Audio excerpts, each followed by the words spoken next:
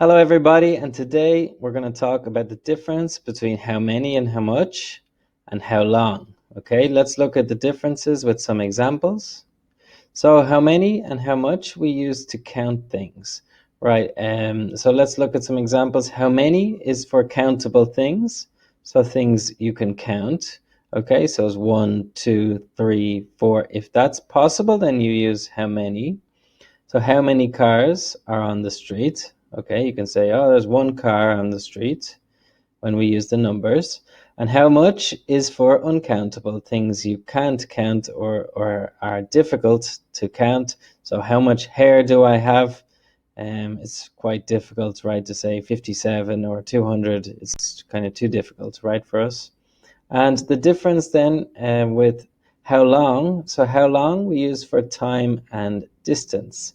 So how long does it take to get to China?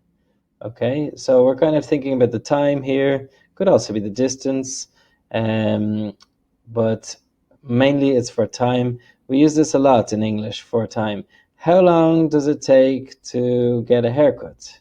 Okay, something like that. And we also use it for kind of length and distance. How long is your hair?